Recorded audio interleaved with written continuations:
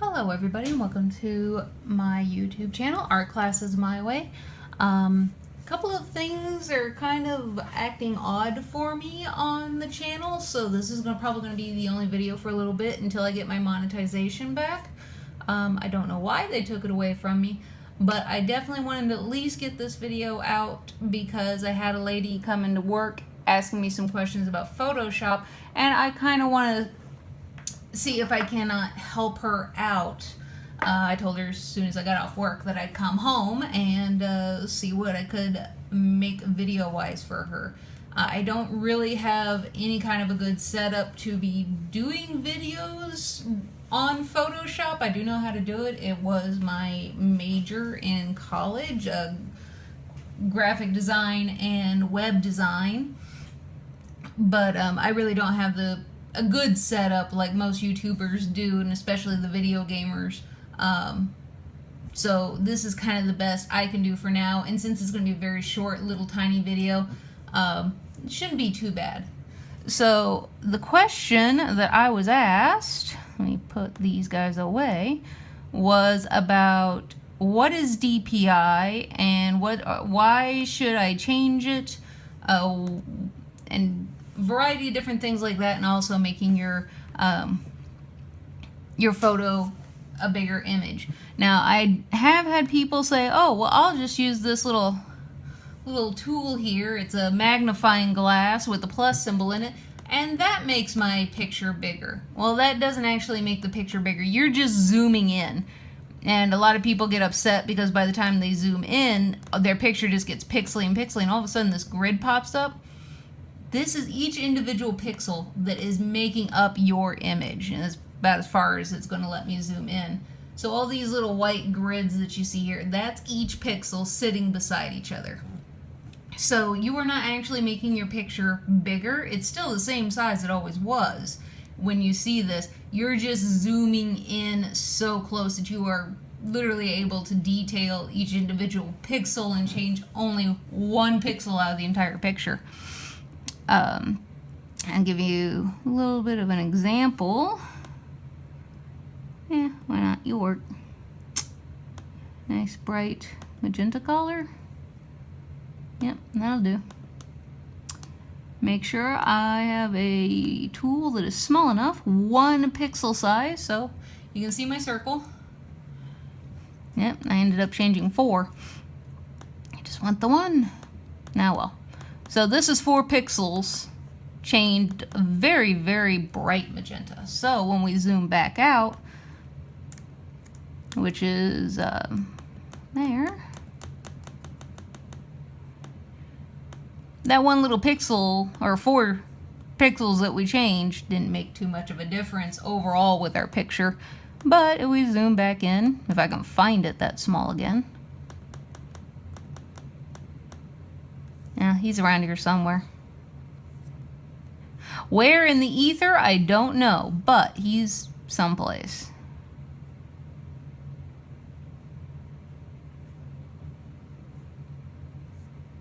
Eh. Oh well. But trust me, he's in there. I'll undo it. This is the history toolbar. I love my history toolbar. A lot of people think, well, I have to close down the picture because I changed it. It turned out not how I wanted because of one little thing I did. And that's kind of one of the odd things about Photoshop. If you go to edit and you press undo, you can only undo like 1 or 2 steps backwards. Well, that's what the history bar is for. So it says history right here, and it's in your little side tools usually, and you can literally back up according to, you can go all the way back to when you opened it, and then it will restore your entire picture to when you opened it itself. Or these steps were okay, so it'll turn those steps on. It's a lot more useful tool there. So, alright, now we got a couple of the basics down. Now, how do you change the actual size of the image? Well, you go over here to image size. Now, this guy changes the actual size of your image. Now, you can see this says 4,000 pixels wide. Height is 2,411 pixels wide. You can also change that to a percentage. Never really helped me. But that's not really as important as this bottom area here. Now this says that wide, my image is 8 inches wide. Height is 4.822 inches wide. So if you're going to change the size of your image, this is where you need to do it. Alright, so now we are going to go to resolution. Now to see this image, I have it set for 500 resolution, also known as DPI. DPI, as far as what I understand, the number that you put in this box is basically, that's how many pixels per square inch. So my image, these blue lines you see here, these blue grids, that is an inch or a half inch on this picture. So that's basically 250 pixels inside of each one of these tiny squares. I can increase the number of that. I can increase it to 600 DPI. Now, what does DPI exactly mean? What are you changing when you're doing that? Well, if you've ever taken a picture off the internet and it was like, when you print it out, it's like that big. It's an inch by an inch big. That is something that has probably a DPI of maybe 20 pixels. It's such a tiny image that if you go to try to blow it up bigger, even half the size of a sheet of paper, it's going to get really blurry and really out of focus, and you can't tell what it is anymore. If that's ever happened to you, that's because it has a very low resolution or a very low DPI number. So graphic designers and well, not the web designing so much, but graphic design, you change the resolution. So if you're making a billboard, well, this picture that you took that's originally 8 by 4, let's take this picture for instance, 8 inches by 4 and 4.8, and I want to blow it up great big to advertise glass making company. I'm going to take this image, blow it up for a billboard. Well, if I left it at its original resolution, which I took this picture with my phone only has like a 72 DPI. It takes really nice, really clear pictures. iPhones have come a very, very far way, but the resolution is still really, really low. So before I do anything with this image, I'm going to come into image size, change my resolution to a much higher number, and you don't always need 600 DPI. Not everybody is going to be making billboard or increasing their photos to become the size of billboards. 300 is more than what the average person is ever going to need. So you can change it to 300, you can change it to whatever you want, and this little area here, document size, this changes the actual size of your image itself. So press OK, and it did get a little bit bigger because it's trying to fit in more pixels, but just press the our little magnifying glass and make it a little smaller so that way it fits back on my screen again. There we go. Now, I have seen people go into canvas size. Now, what is canvas size? Canvas size is basically, so I go to a computer, I print off a picture, and I am literally taking this piece of paper and setting it down onto canvas.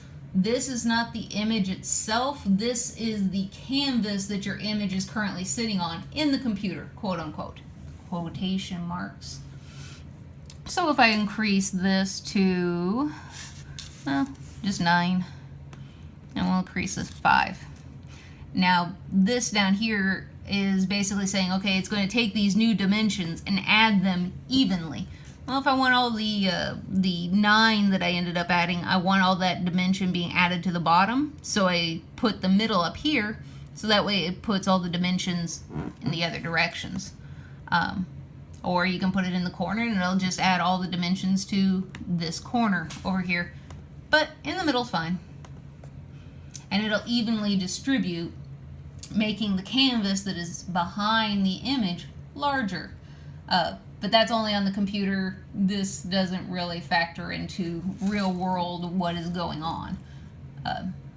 So what I typically do this for, let's see if I can, is when I am painting with my Photoshop file open. Computer slow, I know. I need to clean him up a little bit.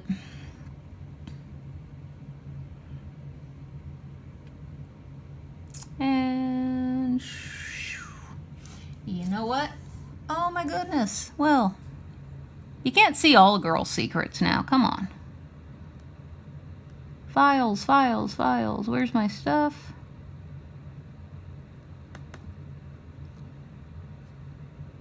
There we go. All right, so this is one of, woo! That was weird. This is one of my paintings that I have done on Photoshop itself.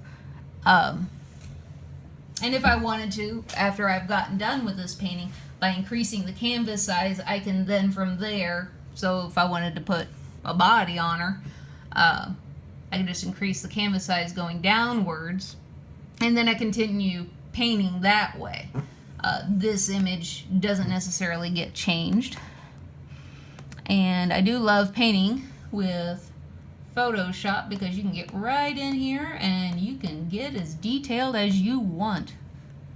But sometimes, you know, you don't have to get super duper detailed. Sometimes it's what you don't say in art is a little bit more important than all them teeny tiny details. But it's a lot of fun to paint with Photoshop. I love doing it. Don't do it as often as I want, but it is a lot of fun, especially layers. It takes all the terrible, awful, bad things about painting. Oh, I messed up here. Well, if you just put a layer down before you start a new part or section, maybe before you start an eye.